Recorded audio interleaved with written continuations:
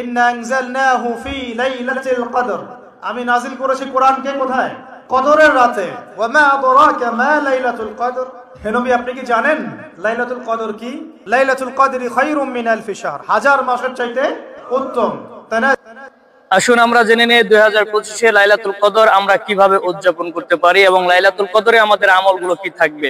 আমরা অনেকে আছি যে লাইলাতুল কদরের আমল সম্পর্কে অনেকে জানি না বা অনেকে জানার পরেও আমল করি না।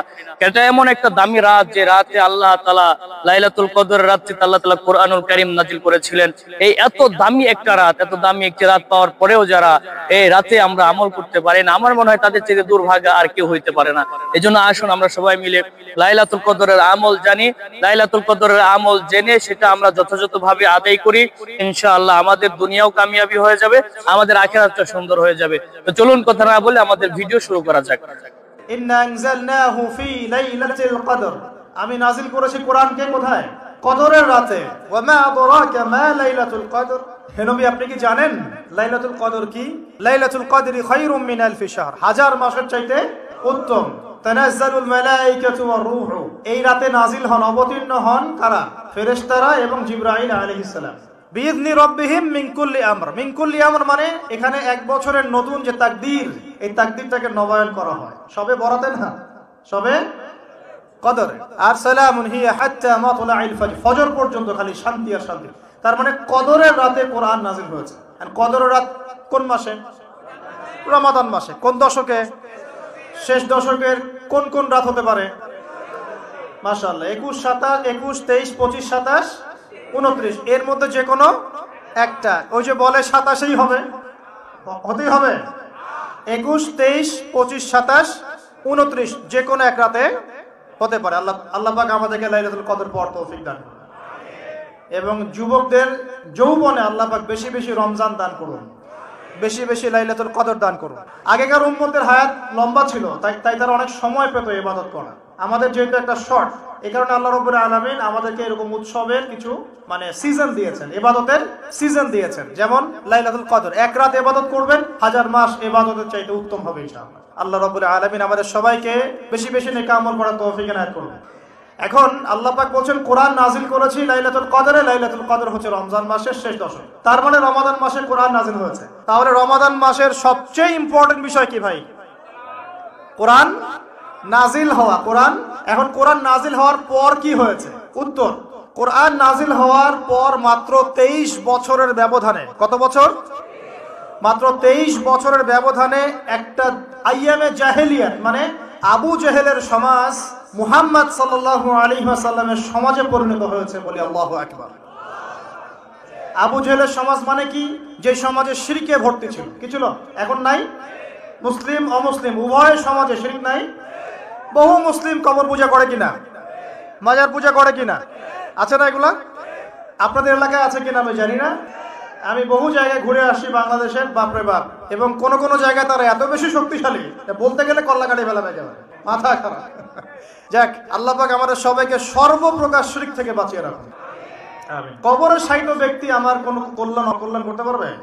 সে আমাকে সন্তান দিতে পারে, সে আমার লাভ ক্ষতির মালিক, সে গায়েবের খবর জানে।